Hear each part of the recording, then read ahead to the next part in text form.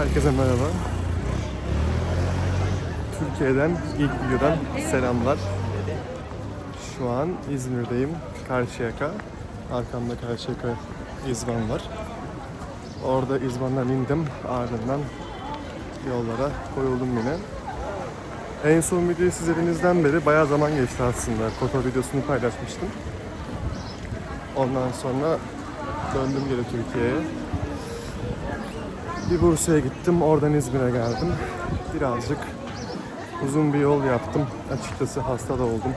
Daha iyiliğini toparlıyorum. Şimdi şu an Karşıyaka'dayım. Buraya bir daha muhtemelen çekmem, fırsatım da olmaz diye düşünüyorum. İzmir'e gelme sebebim İzmir'deki evimi kapatmak aslında. Burada birkaç işim var. Biraz sürecek gibi duruyor. İşte eşyaların toparlanmasıdır vesairedir. Okulum buradaydı. O yüzden bir evim vardı kirada. Kira aslında çok pahalı değildi açıkçası. Bıraktım öyle kaldı. Arada git gel yapıyordum. Buradan buralara çıkıyordum çünkü. Ama artık vakti geldi. Bazı şeylerin bitmesi gerekiyor. O da bunlardan biri olacak. Video bu akşam paylaşılacak ve şöyle söyleyeyim. Normalde sabah çıkacaktım ama sabahtan beri kargo bekliyorum. Bir türlü kargom gelmedi. Bu yüzden maalesef ki birazcık geçe kaldım. Bir de biraz hastayım, dediğim gibi daha yeni toparlıyorum. Şöyle size etrafı göstereyim. Benim şahsi fikrim, ben Karşıyaka'yı Alsancak'tan daha çok seviyorum. Daha sempatik geliyor burası bana. Daha minimal, daha güzel. Bu video yine rastgele olacak. One shot, one city konsepti. Başka bir konsept şu anlık yapmıyorum. Yarın Bergama'ya gideceğim. Eğer ki imkanım olursa Bergama'da bir çekim yapmayı düşünüyorum açıkçası. Türkiye'de de çekim yapmak biraz garip. Niye diyeceksiniz? Şimdi yurt dışında herkes işte ya kendi dilini konuşuyor, ya İngilizce konuşuyor bir şey. Türkçe konuşumu daha rahat oluyor ama burada şimdi herkesin Türkçe konuştuğu bir ortamda ben de ilk defa deneyimliyorum açıkçası. Bakalım, birazcık açıkçası nasıl derler, gergin hissediyorum ama geçeceğini zannediyorum. Buradan Bostanlı'ya yürümeyi hedefliyorum. Eğer ki video nasıl gider bilmiyorum ama gittiği yere kadar biliyorsunuz zaten. Gittiği yere kadar gider, gitmediği yerde biter. Bu da aslında benim İzmir öğretim gibi bir şey olmuş oluyor. Gittiği yere kadar gitti. Artık bir yerde de benim için bitti. Birkaç olay yaşadım, belki ilerleyen dakikalarda bahsederim ne olup ne bittiğinden. Kafama eserse. Ama ondan önce biraz size İzmir'den bahsetmek istiyorum. Yani buraya zamanında bir öğrenci olarak gelmişim. Ve ne heveslerle, ne hedeflerle, ne hayallerle geldik buraya. Öncesinde ilk videomu izlediyseniz orada birazcık bahsediyorum aslında öğrenci hayatımdan, öğrencilik hayatımdan. İzlemediyseniz onu izleyebilirsiniz, sonra buraya gelin. Bu onun devamı gibi bir şey olacak aslında. Şimdi birçoğumuz, yani öğrencilerin birçoğu İzmir'e gelmeyi çok istiyor. Çünkü burası baktığımızda Türkiye'nin en batısında yer alan nezih, güzel illerden bir tanesi. Ve yani öğrenciler için de cidden çok güzel bir ortam sunan, çok güzel imkanları olan, daha açık görüşlü, daha böyle rahat hissedebileceğiniz bir atmosferi var. Buna nazaran da bir o kadar da aslında kapalı bir yermiş, onu fark ettim ben. Yani birçok şeyin serbest olması bir yandan da sizi içinize hapsetmenize yol açıyor. Sizin içinizde böyle hapsolmanıza sebep oluyor. Birçok kişide bunu gözlemledim. Ondan önce şurada bir tane yemek sokağı gibi bir şey var. Şuraya yemek istiyorum açıkçası. Burayı seviyorum. Şimdi burada genelde biz işte şimdi geldim buraya, niye söğüş falan yeniyor ya. Burada benim en sevdiğim mekan şu sol tarafında yer alan mekan. Buradaki söğüş bayağı iyi. Burası abi. Harika. Abi. Kalitenin adresi. Burası çok güzel, burayı çok seviyorum. Bir ara eğer yolunuz düşerse burada bir söğüş yiyeyim, bir söğüştürüm. Fiyatı da çok pahalı değildi, yani diğer yerlerle aynı zaten. İzmir'in sevdiğim şeylerden bir tanesi de bu. Pahalı yerlerdeki fiyatlar fix, ucuz yerdeki fiyatlar da fix. Böyle uçurum farkı yok. Bir restorandan diğerine gittiğinizde öyle dağlar kadar fark çıkmıyor. Ya bu mekanın ismini bile bakın farkındaysanız bilmem. Sadece işte öyle severim. Burada da onu keşfettim aslında. Yani o kadar çok markalaşmaya, isim yapmaya gerek yok. Bazı şeyler daha böyle özgür kalmalı, rahat kalmalı. Öyle sırf ismi oldu diye gittiğimiz mekanlarda inanın ki leş yemekler çok yedim. O yüzden gözünüze güzel gelen, temiz gözüken mekanlarda bence yemenin bir sakıncası yok. O kadar da isim aramanıza gerek yok. Neyse. Öğrenciliğe geri dönelim. Ya buradayken ben İzmir Katip Çelebi'de okudum. Öncesinde Eskişehir Anadolu'da okumuştum. 2 tane farklı üniversite. Onları bırakmıştım. İngilizce ve Fransızca öğretmenlikleri. İşte burada turizm rehberliği okuyordum. Yani güzel miydi? Evet güzeldi. İlk başlarda çok hevesliydim her şeye. Bir yandan işte buradan tanıyanlar vardır illa video izleyenler arasında. Çok güzel zamanlarım oldu. İşte bölüm temsilcisi oldum, bir topluluk kurduk vesaire.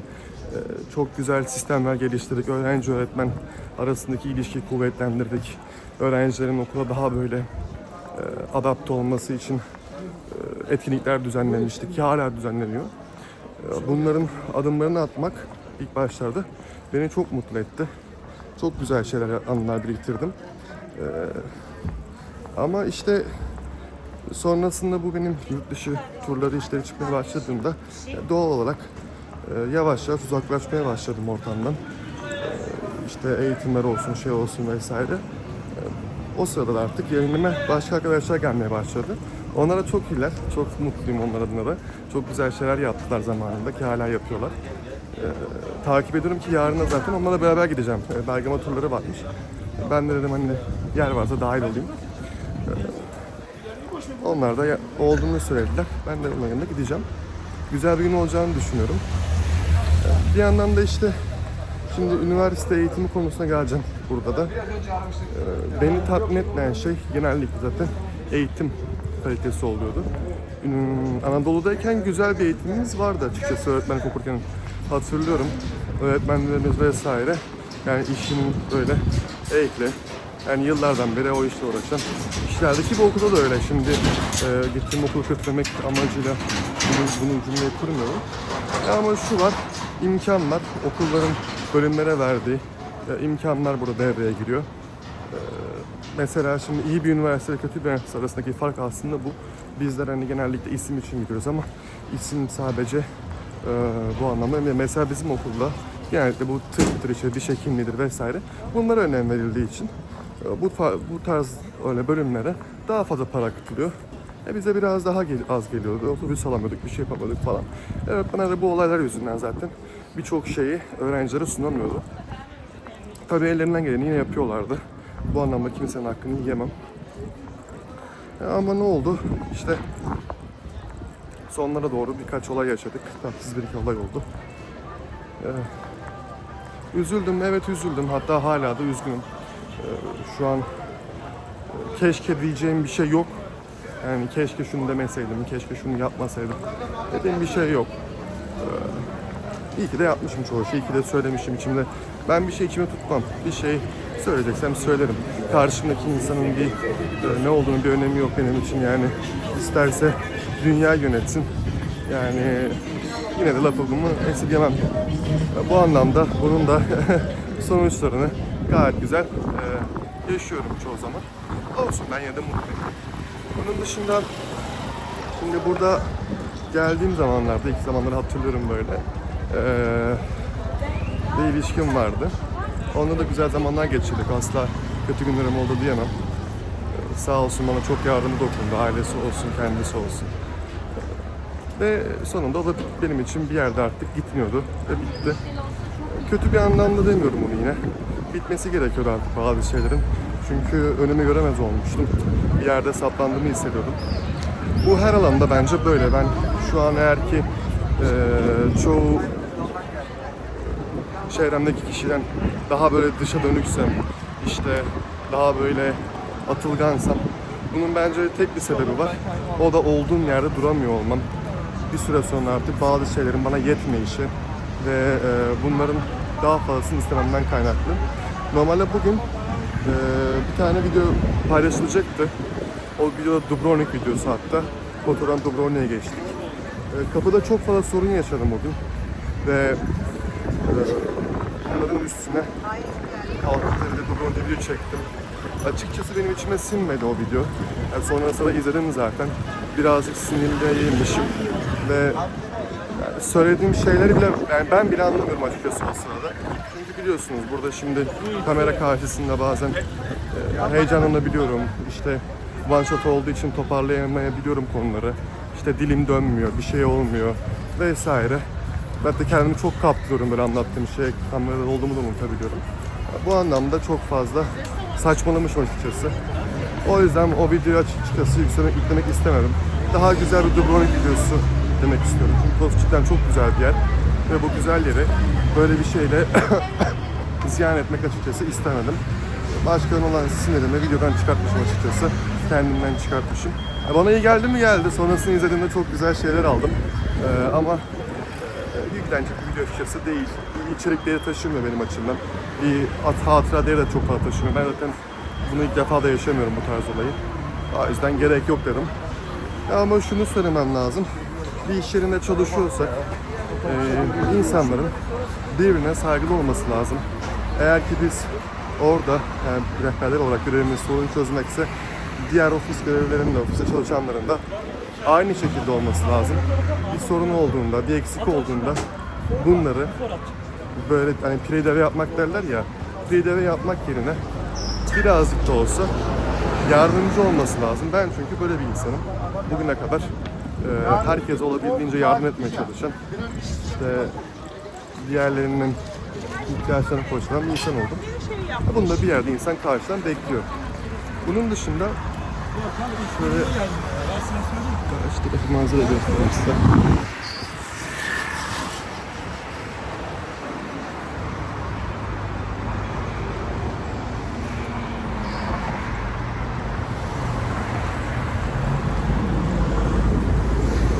Normalde karşı tarafa geçecektim de videoya daldım yine, o yüzden geçemedim. Uzun zaman oluyor bu arada, 2 haftaya, 1,5-2 hafta oldu ya en son çekim, belki de daha fazla oluyor çekim yapmayalı. Gimbal'ı Bursa'da unutmuşum, annemlere sağ olsun şey yaptılar, kargoyla gönderdiler. O da dün geldi, geç saatte geldi. Onun üstüne de bugün geldi.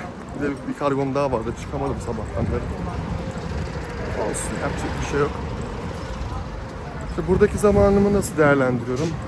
Boş durmak yok. İşte yanımda bilgisayarım var. Oturup turlara çalışıyorum, programlarıma bakıyorum. Daha detaylı notlar hazırlıyorum kendime. Daha ilgi çekici şekilde anlatım yapabilmek adına turlarda kendimi geliştirmeye çalışıyorum. Bunun dışında biraz spor yapıyorum. Onların dışında Metin 2 oynuyordum. Yalan söylemeyeyim şimdi size. Arkada Metin 2 oynuyordum. Sonra 1-2 hata yaptım. Sildim oyunu. Sonra tekrar bir daha başladım. Bir daha sildim falan. Güzel zaman ötesi geçiriyorum. İşte komşularım var, arkadaşlarım falan geliyor arada. Onlarla sohbet, muhabbet ediyoruz oturduk da. Onun dışında da zaten daha ne yapabilirsin ki? Evdesin işte, oturuyorum, kitap okuyorum, dizi izliyorum. Bu aralar şeye sardım. Ebo ile Çakal'ın videolarına sardım, onları izledim. Onların hepsini bitirdim. Güzel. Biraz yapay zeka kasıyorum. Yapay zekada çok güzel şeyler çıkmış. Ben beri kurcalamıyordum. Bu yeni tool'lar, o araçlar falan gelmiş işte. Dosya düzenleyici, bilmem ne yapıcı, onu yapıcı, bunu yapıcı. Onları birazcık kurcaladım açıkçası. Güzeller. İşime yarayacak çok fazla şey var çünkü bende o kadar çok belge var ki bilgisayarda, o kadar çok şey var ki yani bir araya getirmek için çok fazla zaman harcamam gerekiyor. Bu zamanda bende genellikle olmuyor. O yüzden bu tarz yapay zeka araçları aslında kullanışlı benim için.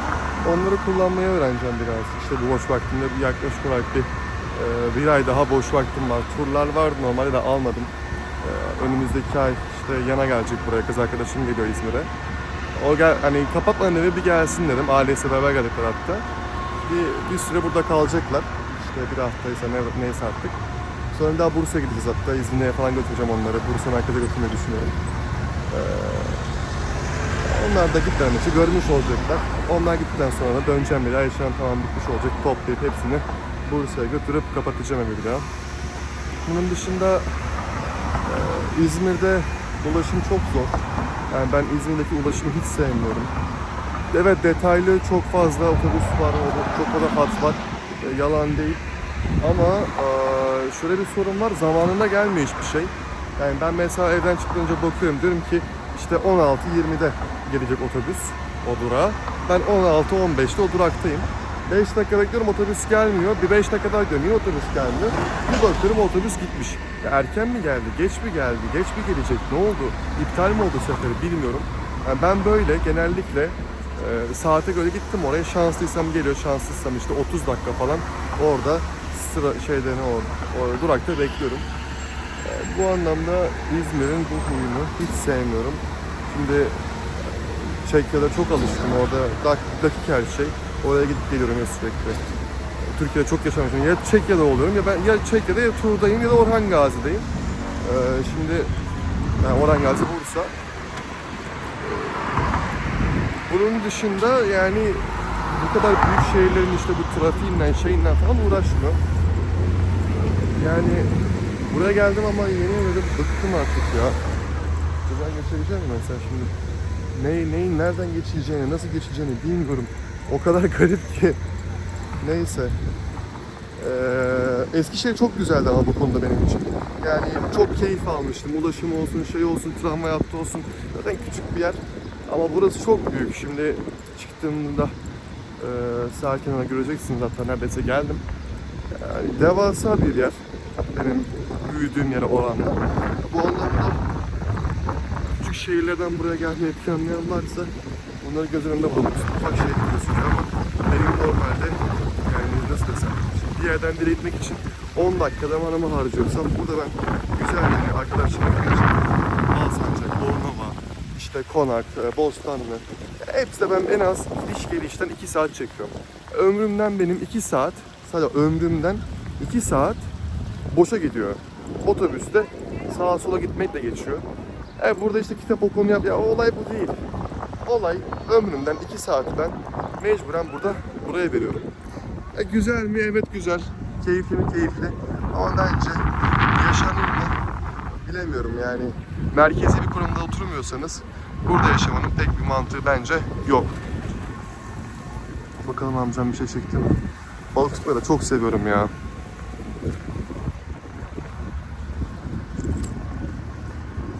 Şöyle birazcık size Körfez manzarası yapayım.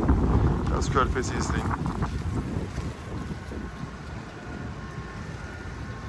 Çok balığa geldim burada ama bir tane bile tutamadım. En az 10 defa gelmişimdir.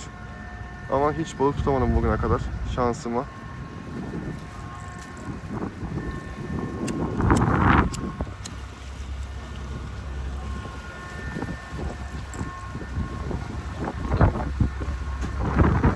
Biraz şöyle sizi buranın sesiyle beraber, çevre sesiyle beraber bırakacağım baş başa. Ben de sigaramı içeyim, keyfe bakayım biraz. Sonra konuşmaya devam.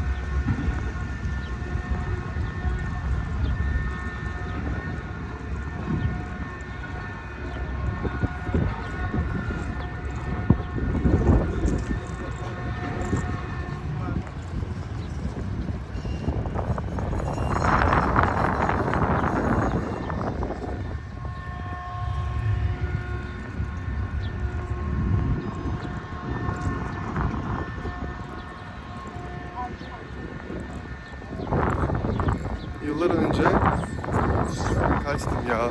18 mi? 19 mu? Tam hatırlamıyorum. Otostopla şeye gitmiştik, Kuşadası Festivali'ne gitmiştik. Bu festivalden çıktığımızda da arkadaşımla beraber İzmir'e geldik. Onların burada bir şeyi vardı işte benim gibi şu an giden gösterdiğim. Bir tane şeyleri vardı çok üzerinde. Akşam onda konaklayacağız. O sabah neye gitti? İşte bir sabah vakti varmıştık buraya. Benim de cebimde 2 lira para mı ne var, tamam mı? 2, aynen o civarda bir şey, 2 TL. Saat Kulesi'nin oradayım işte, oturdum ne yapacağım ne edeceğim akşama kadar. Gittim 2 tane pop kek, ne o, top kek mi? Çikolatalı kek var ya, dipteki. Ondan aldım. Bir de yanına su aldım. 25 kuruştu su hatta, hatırlıyorum, o da 25 kuruştu. İşte 2 tane ondan, bir tane ondan falan. Sonra kazı kazan aldım kendime bir tane dönerken. Oradan işte 1 lira çıktı, bir şey oldu falan. Üstü 70 kuruşum kalmıştı. Gittim sahile oturdum. Camel Soft içiyorum o zamanlar. 6 tane daha, 6 daha sigaram var. İşte içtim 1-2 tane. Sonra uyumuşum, uyandım falan. Zaten üstüne bir şey yok. Kim neyi çalacak ki? Bir tane dandik telefon var üstünde. Rastgele uyuyordum istediğim her yerde. Neyse sonra sahile geçtim işte o saat limanın oraya geçtim. Ardından bir teyze geldi. Muharrem İnce'yle falan fotoğrafı varmış, onları gösterdi. İşte ben de o zamanlar kafam atık falan, işte gençlik zamanları ne yapacaklar. Kadınla konuşuyordu işte, diyor ki beni de melekler gönderdi, şunu yaptı bunu yaptı falan, çok garipti. Yani o gün işte dedim yani 27'inde doğum günümde İzmir'de olacağım demiştim. Ve bu Saat Kulesi'nin oraya geleceğim demiştim. Aradan yıllar geçmiş.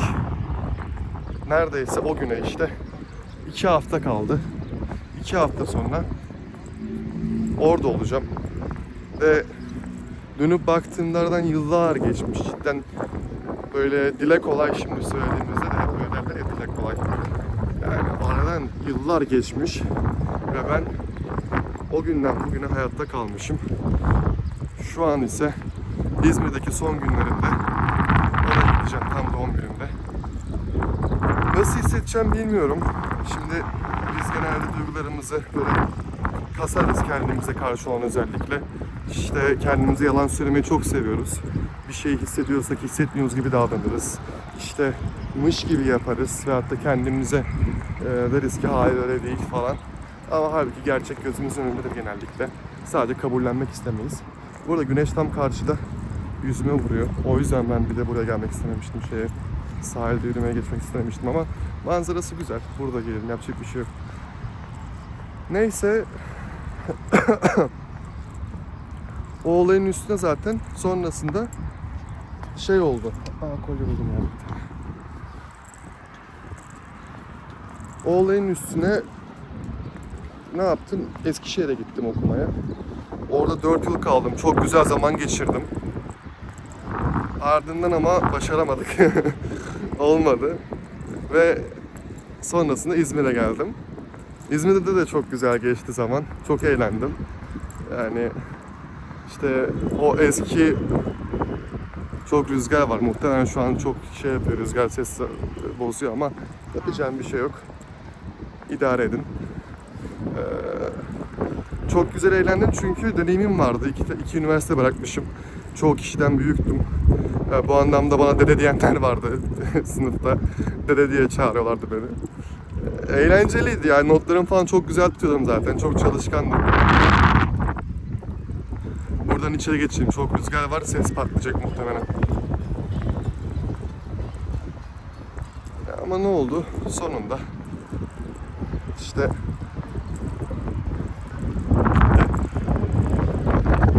şöyle etrafı göstereyim size biraz. Telefonu uçak moduna alacaktım. Unuttum almayı yine, 24 dakika olmuş.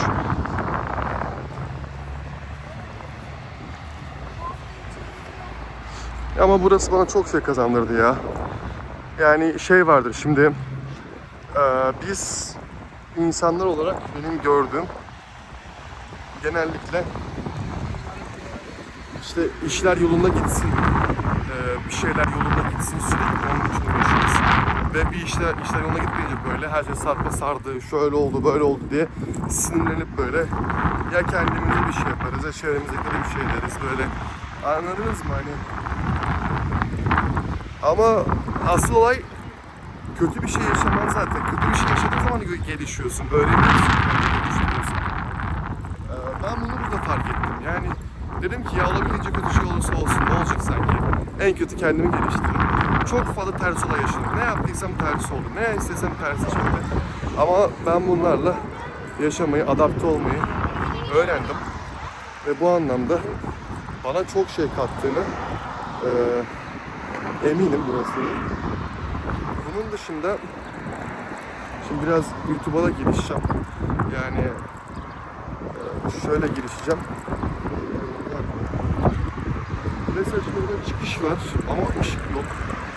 Koca yol boyunca yürüdüğüm bir yerde de yine geçidi göremedim açıkçası. Neyse. Gölge geldim artık. Çok şey yapmaya başladı. Gözlerim yanıyor. Birazcık hassas göz renginden kaynaklı. Gözlerim. Neyse. YouTube diyordum. Şimdi ya bu nereye kadar gider bilmiyorum. Yani amacım her çarşamba pazar video yüklemek zaten. Bunu söylemiştim. Hep de söylüyorum. Mesela bugün inanın ki evden çıkasım yoktu. Ama her şeyi kafamda kapattım, bir kenara bıraktım. Ve dedim ki Halil, bunu yapman lazım. Benim buna ihtiyacım var. Benim burada konuşmaya, anlatmaya ihtiyacım var. Çünkü gelecekteki ben bunları izlediği zaman mutlu olacak. Ben geleceğe yatırım yapıyorum şu an videoları çekerek. Tamam, sizler izliyorsunuz, beğeniyorsunuz. Çok teşekkür ederim. Bu arada hazır bunu da söylemişken yorumlar az gelmeye başladı.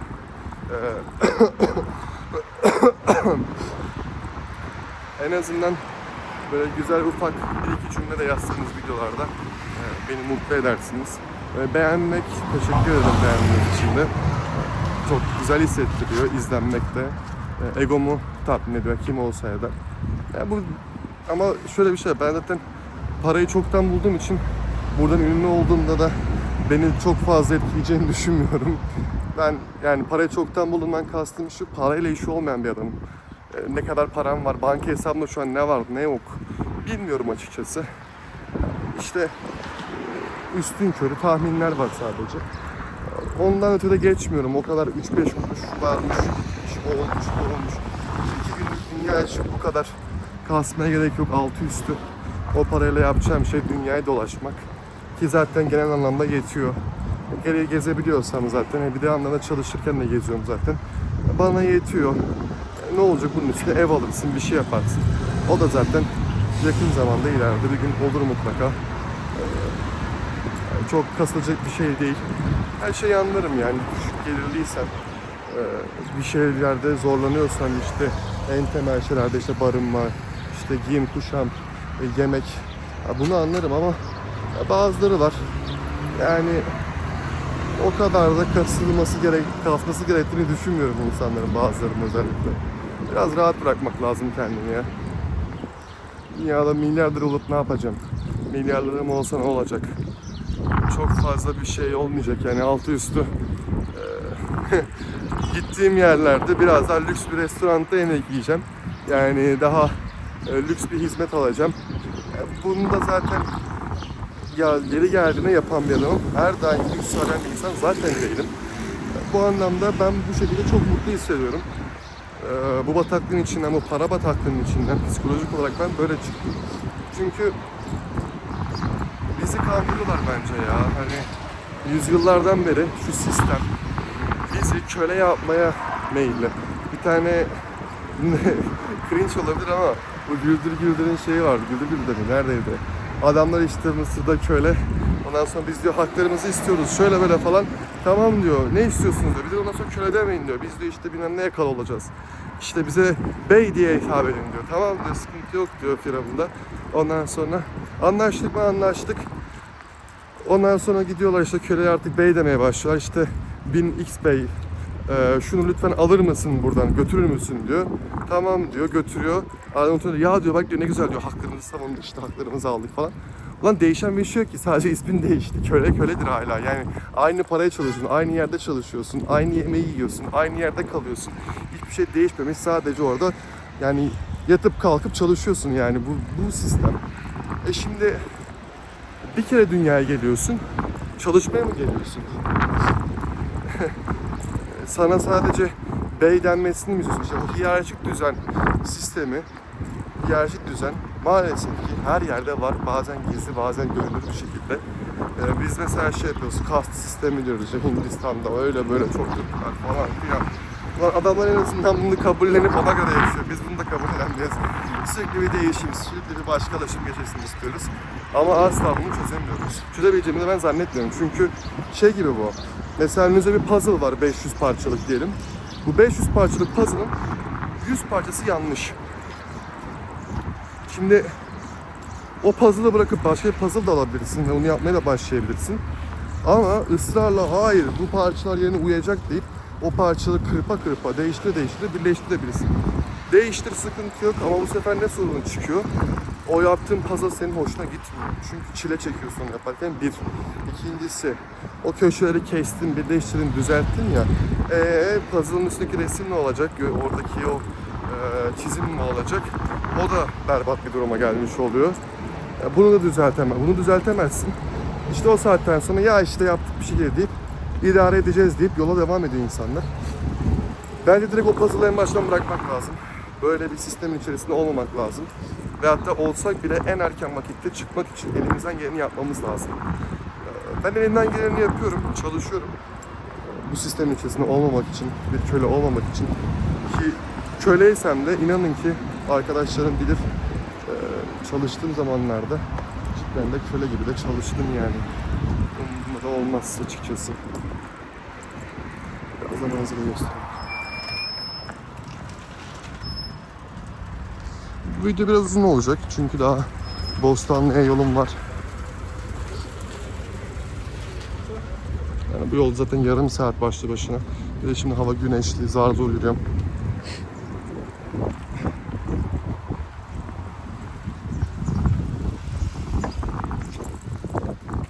Yani işte bu şekilde. Mesajı şu sıradan daha pahalı. İzmir'in sevdiğim yanlarından bir tanesi de şu. Sahil boyunca her yerde bakın. İşte kafeler var, işte ne o dövme stüdyoları var, restoranlar var, marketler var. Her taraf ağaçlık, çiçekler falan. Bu güzel mesela İzmir'de beni çeken, benim hoşuma giden başlıca şeyler arasında bunlar yer alıyor. Yani ama şey de var. İşte buraya gelip hani dağıtmak pek mantıklı değil. Bir keresinde bir olay yaşamıştık. Bir arkadaş işte bir bara gidiyor. Orada alkolün içerisine işte bir şey atıyorlar falan. Zar zor geldiler eve vesaire. İşte hastaneye mi gitsek, ne yapsak, ne etsek. Yani çok sıkıntıydı. Yani bu bir tek İzmir'e özgü değil biliyorum. Ama dikkat etmekte fayda var. Hatta sonrasında Kanal D'ye çıktı bu mekanda. Baskın yapmışlar falan. Aradan bir hafta geçtikten sonra turistlerin falan işte hap atıyorlarmış. Onlar işte kafası güzel olunca cüzdanları çekiyorlarmış. İşte kredi kartlarından para çekiyorlarmış. Bayağı yüklü bir miktarda falan. Yani bunlara dikkat etmek lazım. Bir yere gidiyorsanız alabildiğince tek gitmeyin. İşte gidiyorsanız da dikkatli olun. Ben zaten gitmiyorum. Gidersem ama çok kalabalık gruplara gidiyorum böyle yerlere. Kalabalık gruplarda böyle sıkıntılar çok daha az oluyor. Hemen buradan şöyle Balkan konuşmasına döneceğim. Yaz sezonu geldi. Birçoğunuz belki de Balkan'a gidecek bu videoyu izleyen. Çünkü neticede vlog videosu. İşte turizmle alakalı vesaire ya. Çok fazla arkadaşım gruplarda yazıyor. Rehber arkadaşım hırsızlıkla alakalı. Karadağ'da, Bosna'da, Sırbistan'da her yerde o kadar çok hırsızlık var ki şu an. Yani dikkat etmekte fayda var. Araçla indikten 2-3 dakika sonra hatta direkt cüzdanı cepliyorlar. Bunları çok anlatırım ben turlarda, özellikle bastıra söylerim. Ama siz de giderken en azından yanınıza böyle bir boynunuza asacağınız bir cüzdan gibi bir şeyiniz olsun. Veyahut da işte pantolonunuzun iç tarafına bir cep yaptırtın, özellikle bir kemer yaptırtın. O kemere bağlı bir cüzdanınız olsun. Ulaşılması neredeyse imkansız olur. Çünkü diğer türlü o cüzdan vesaire telefon gidiyor. Gitmesin, sonra siz üzülürsünüz. Özellikle turlardayken pasaporta çok dikkat etmeniz lazım. Cüzdan gitti mi sıkıntı yok. Yani şey anlamında. Onu çözeriz bir şekilde turlarda ama şu sıkıntı pasaport. Pasaport gittiği zaman nanay. Direkt oradan konsolosluktan da aldığınız belgeyle beraber Türkiye'ye. Bunun başka bir çünkü yöntemi yok. O turunuz bitmiş oluyor. Şimdi şöyle bir şey, pasaport gittiği yani cüzdan da gidiyor. İkisi beraber hani kombine gibiler. Bu anlamda yani pasaportla cüzdanı da ayrı da koyun olabildiğince. Aynı yerde tutmayın. Bu arada kesin yandım ya. Normalde bak şemsiyem oluyor benim. Biliyorsunuz. Turist olma. Yani her ne turistik dolaşıyorum, şehrimde dolaşıyorum diye çıktım. Ama yandım. Yani gözlerim falan şu an biraz yanıyor. Olsun. Şimdi Bostanlı'ya geldim. Burada bakın yunuslar var. Şu yunusun arkasından balık tutuyorum genelde. Şurada hemen ileride feribot, liman feribotların kalktığı yer var. Genelde onların durakta var. Durakta ben orada iniyorum. Otobüse biniyorum işte. Orada inip oradan bir daha burada dolaşıyorum. Yani tramvaya atlıyorum. Karşıya geçiyorum. Tramvay var. İzban buraya biraz uzak. Aklınızda bulunsun. Eğer Bostan tarafına gelecekseniz İzmir'de bu konuda bence buraya yakın bir yerde durak yapılmalıydı. Ama işte yapacak bir şey yok. 15-20 dakika minimum yürüme. Şimdi ne yapsam, nereye gitsem ya?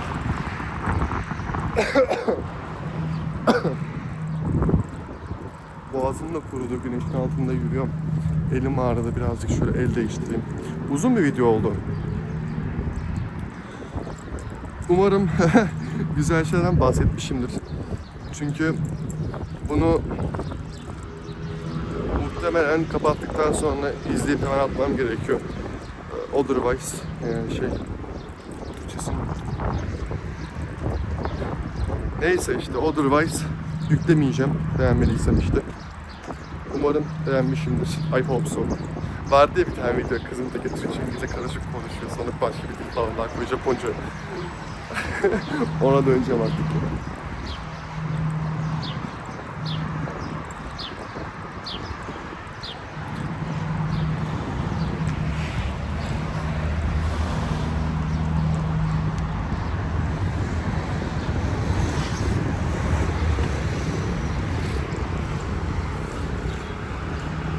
Bu videoyu de bilerek uzun yapmak istedim. Son videolarım çünkü çok kısa.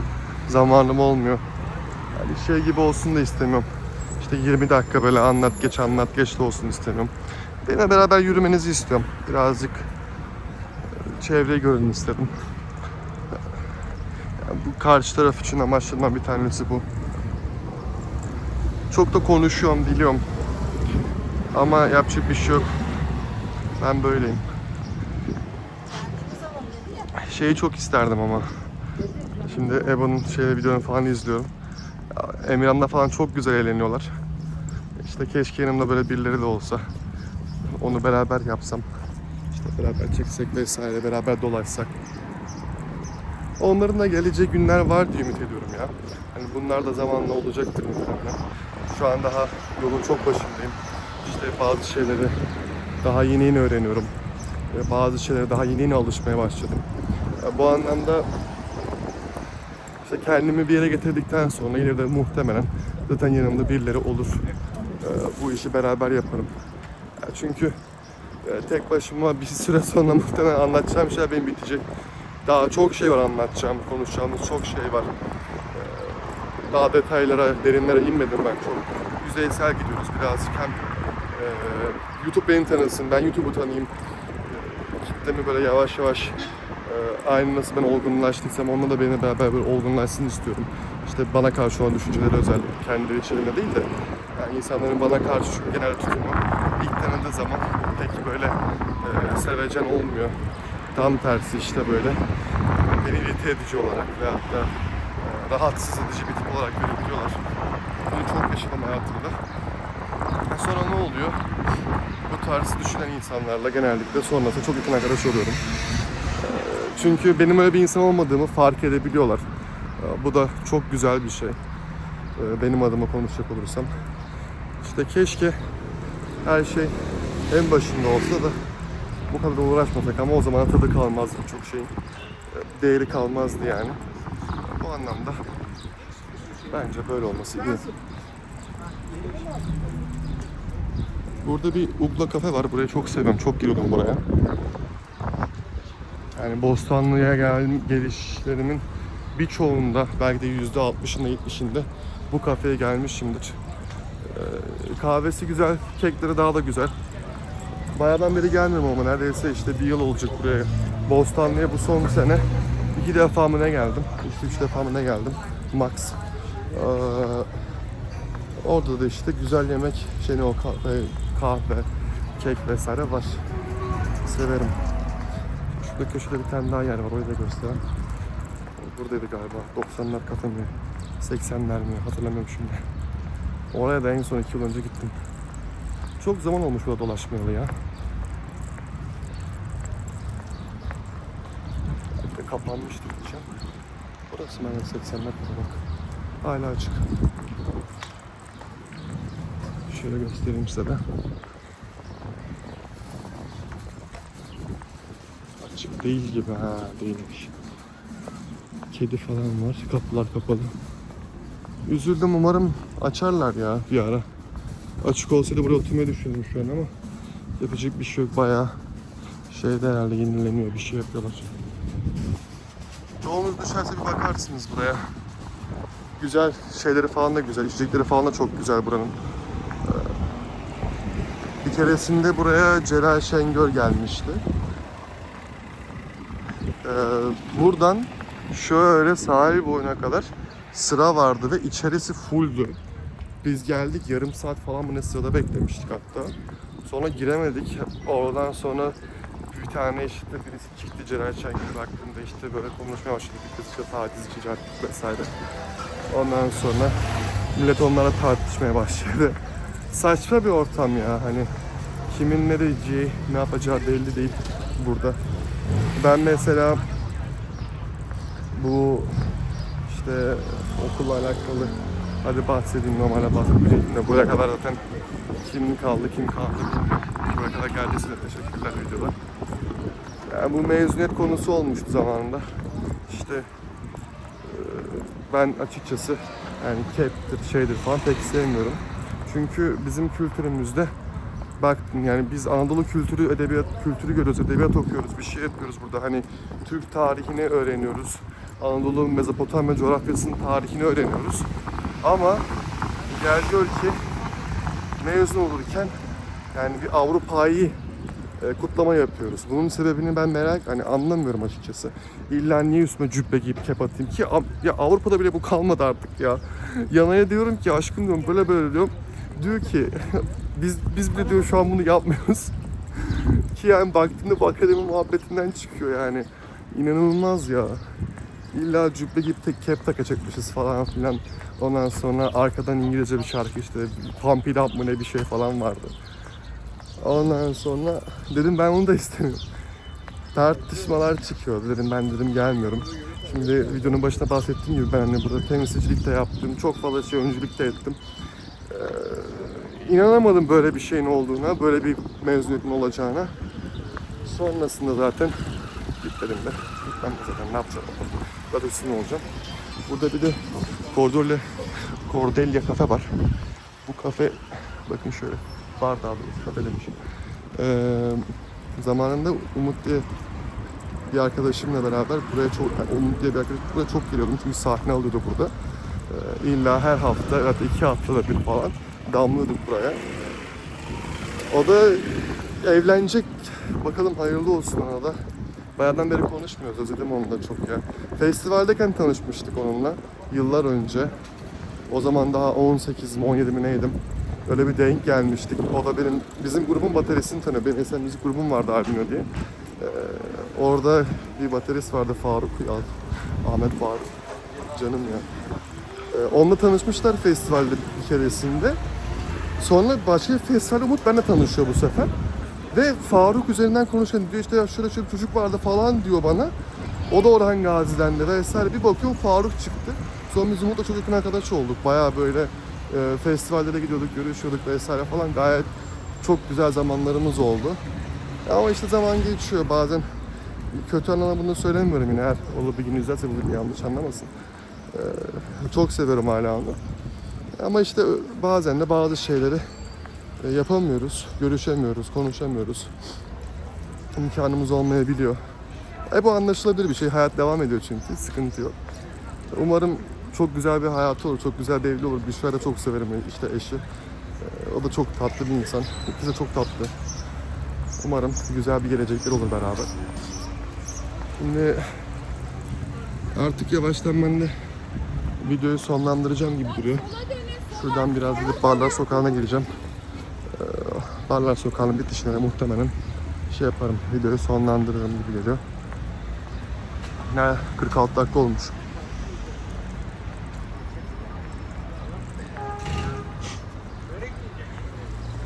Ya işte benim bir tek belki de anlam veremediğim, anlayamadığım biz bu insanlarda bir şeyleri sürekli kendi istediğimiz gibi olması gerektiğini savunuyoruz. Buna ben de dahilim. Kendimi bunun dışında tutmuyorum asla. Ve sonucunda olmadığında da unutuyoruz. Ya geçmişi bir düşünmek lazım burada ya. Biz mesela şu an evet anda yaşıyoruz. Şu an burada konuşuyorum. Bir de geleceği düşünüyorum. Ama bunun yanı sıra da şöyle bir gerçek var. Geçmiş. Geçmiş geçmişte kalmamış. Yani çünkü geçmişte yaşayan bir kişi için de o an bir andı. Yani o sahnenin içerisinde yaşıyordu. Ve onların yaşadığı hayatlarda bugünümüzü kimse düşünmüyordu. Yani düşünse bile böyle olacağını hayal etmiyordu. Ya bu anlamda ben bazen artık yani bazı şeyleri bırakmaya, hatta en azından böyle salıp kurtulmaya karar verdim. Çok şey takıyordum eskiden kafama, çok düşünüyordum çoğu şeyi. Şu an artık ama o kadar rahatladım ki. Çünkü şu anımın da geçmişte bir gün olarak kalacağını ve geçmişi kadar umursamadığımızı bildiğim için de içim artık çok rahat. Mesela bu video başladı, 45 dakika oldu, 50 dakika olacak neredeyse belki de. Hatırlamıyorum şimdi. Ve başında konuştuğum şeylerin yüzde kaçını hatırlıyorum bilmiyorum. Çoğu şey evet konunun başlıklarını çarpar hatırlıyorum ama söylediğim şeyler uçtu gitti açıkçası. Şey gerek yok. Ben de videoya da aldım. Rastgele giriyorum kitaplara. Neyse ya yürek. Rastgele görün sizde. Her şey düzgün olacak, güzel olacak diye bir şey yok. Daldım videoya, girdim bir yere, bilmiyorum neredeyim. Yani buradan düz gideceğim, sola döneceğim de. Neyse yürüyek ya. Oturmaya mı geldik?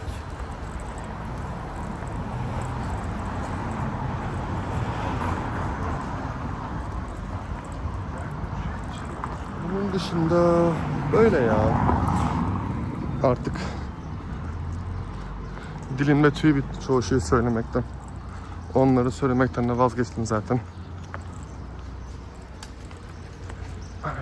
Size bakayım.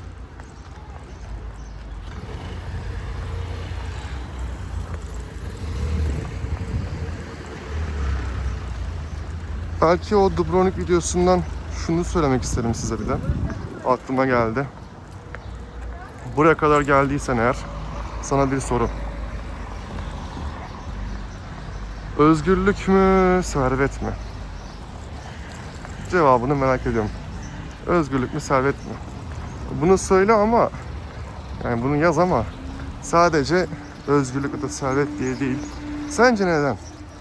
Yani çünkü şöyle bir durum var. Özgür olup servetin olmayabilir. Bir para birimi kullanmadan bir kabilede daha iyi yaşayabilirsin. Ve özgür olabilirsin de. Bak mutlu hayatta mutsuz demiyorum. Bunun da altını çizelim. Özgür hayatta servet diyoruz burada. Bir yandan da servetli olabilir, milyondan olabilir ama özgür olmayabilirsin. İçinde bulunduğun işte sistemde daralırsın, sıkılırsın, özgür hissetmezsin, böyle içine kapanırsın. Sürekli bir paranoyan vardır, bir gerginliğin vardır vesaire vesaire. Böyle özgür olduğun, rahatlıkla istediğin şeyleri yaşayabildiğin bir ortam mı? Servet mi? Veyahut da ikisi de olabilir. Ben hem servet hem özgürlüğü de yaşayabilirim diyebilirsin. Ben servet gelince özgür olabilirim de diyebilirsin. Ama bunun işte neden olduğunu açıklaman lazım. Böyle çat diye işte ben servet varsa özgürüm zaten falan değil de biraz daha felsefik yaklaşalım olaya. Merak ediyorum. Bu da birazcık aslında benim yaptığım şeyler riskli. Niye diyeceğiniz? Kimse bir şey yazmayabilir. Derler ya göt gibi kalmak. Göt gibi de kalabilirim yani bilmiyorum.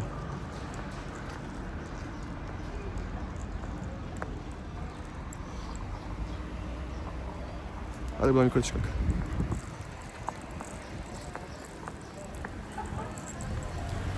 Nerede olduğuma dair inanın ki bir fikrim yok. Hani şey yapmıyorum, şaka yapmıyorum size. Evet, hani şey değil, kurgu falan da değil.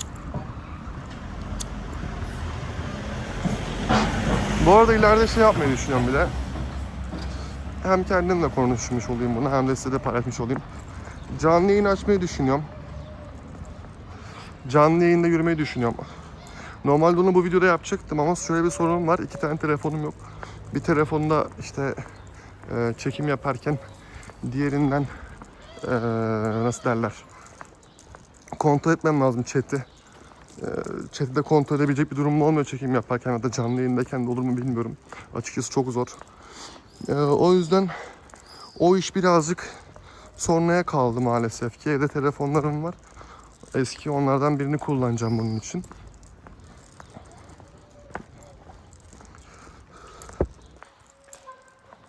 Ama daha rahat olacağını düşünüyorum. Zaten genelde insanlar bana şey soruyor. Yolda gördüklerinde işte çekim yaparken. Genelde dedim 2-3 tane oldu. Abartmayayım da. İşte canlı yayınlamasın vesaire falan. Bu birazcık popüler oldu. Bu Show Speed yaptı, işte Ebolar yaptı. O da güzel oldu. Yani bu konsept sarıyor. Yurt dışında bunu yapmak istiyorum. Buradan işte eSIM muhabbetleri var. eSIM kullanıyorum orada. Bir tık pahalıya gelecek. Ama işte başlangıç için yapacak bir şey yok. Sonra muhtemelen bir sponsor falan bulur hallederiz de. O zamana kadar yapacağım. Vallahi ileride büyürse kanal sponsor falan yapacağım. Şimdi bazı kanallar ben sponsor almam, şunu yapmam, bunu yapmam falan. Yani ben de öyle bir şey yok. Umurumda değil pek açıkçası. Önemli olan benim burada içerik yapabiliyor, üretebiliyor olmam. Gidip de abuk subuk öyle şeyleri almam. Sponsorlukları almam. Yani benim de işime yarayacak, sizin de işte izleyenlerin de işine yarayacak bir şey olursa yaparım o zaman olur. Ama onun dışında pek yapacağımı söylemiyorum. Yani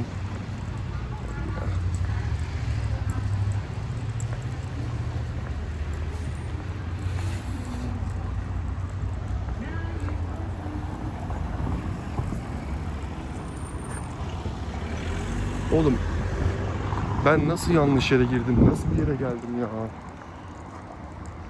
Lan kaç yıldan beri hiç girmedim sokaklara girdim ya. Nereye gittiğime dair hiç de bir fikrim yok.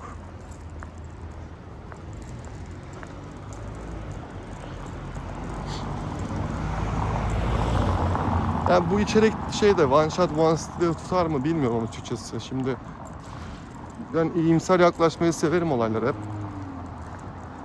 Kalkıp da bir içeriğin kopyasını yapmaya bence gerek yok. Çünkü onu zaten yapan birisi var. İnternette işte bu bloglarda kesitler yaparak işte kesik video paylaşıyorlar, birleştiriyorlar, bir şey yapıyorlar. Yani bunu zaten yapan çok fazla kişi var. Yani bilmiyorum bu konsepte one shot one style benim açıkçası hoşuma gidiyor. Yorucu birazcık ama yapacak bir şey yok. Hop.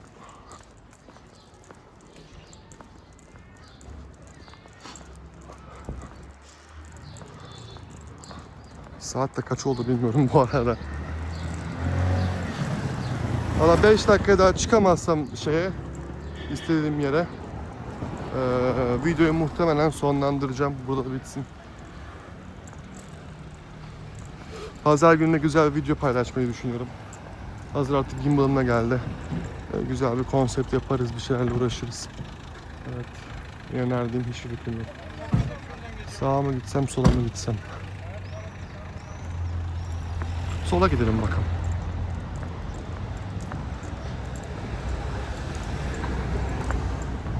Hani çok şu an komik geliyor bana.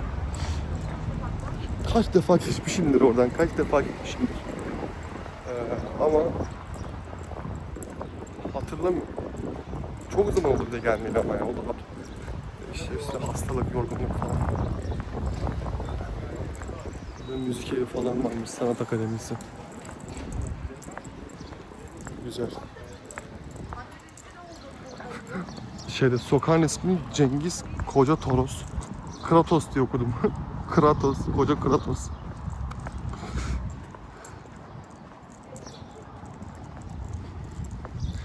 Bir tane kafe vardı, çok gidiyordum oraya. İzban'ın orada, Nergis İzban'ın orada. Bu yol keşke oraya çıksa ama çıkmıyor işte muhtemelen. Çıkarsa ama çok sevinirim. Kedili bir kafe, oraya hem size göstermiş de olurum. Bisikletli böyle bir yer. Çok tatlı mekan, kahveleri de çok güzel. Çok hoşuma gidiyor açıkçası orası. Ama oraya çıkıyor mu, çıkmıyor mu? Bu okulu hatırlıyorum, bu okulu daha önce gördüm. Nerede gördüm hatırlamıyorum, nasıl gördüm hatırlamıyorum ama çok tanıdık geliyor şu an siması. Vallahi oraya çıktım lan. Bir şey diyeyim mi size? Başardım. Yanlışlıkla bak. İşte hep diyorum ya size. Birazcık bodozlama.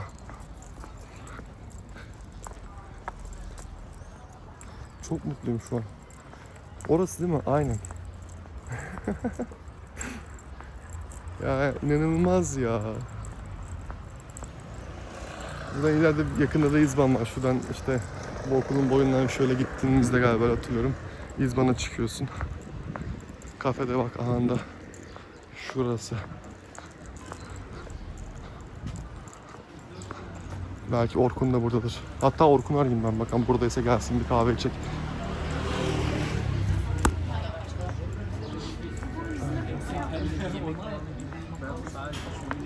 Aynen. Geldim burası.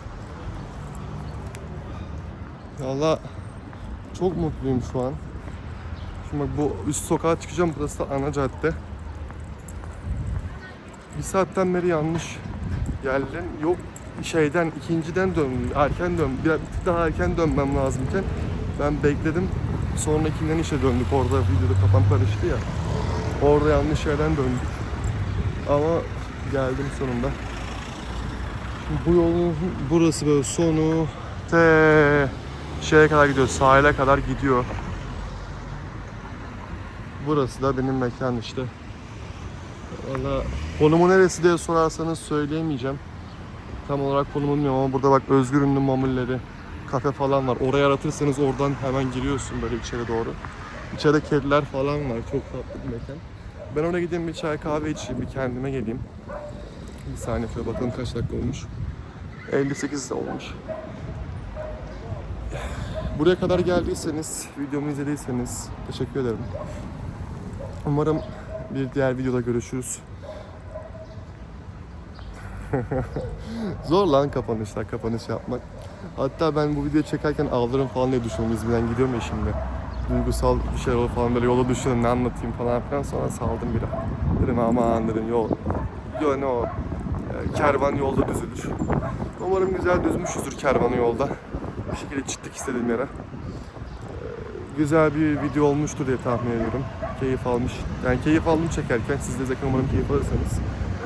Daha da önemlisinden bir şey yok. Bu videodan beklentim de bu kadar zaten. Keyif almanız. Bir şeyler öğreniyorsanız da ne âlâ. O da üstü artısı olur zaten. Yorum yapmayı unutmayın.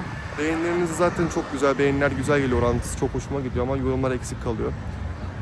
Teşekkürler olsun, bir şey olsun, ufak tefek böyle mesajlar olsun. Sevinirim açıkçası. Bu kadar. Görüşmek üzere. Bol bol su için, bol bol yemek yiyin. Kendinize iyi bakın. Sağlıcakla kalın. Sonraki videoda görüşürüz.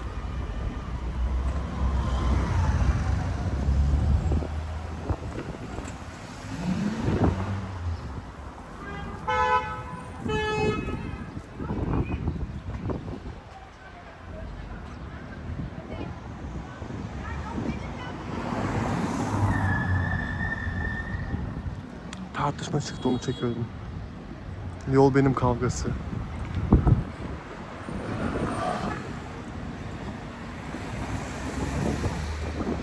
Tamam, bir sonlandıracağım eğer hala duruyorsanız burada. İşte ne yapacaksın, takıntı değil de 59-35 falan hoşuma gitmiyor. Görüşürüz.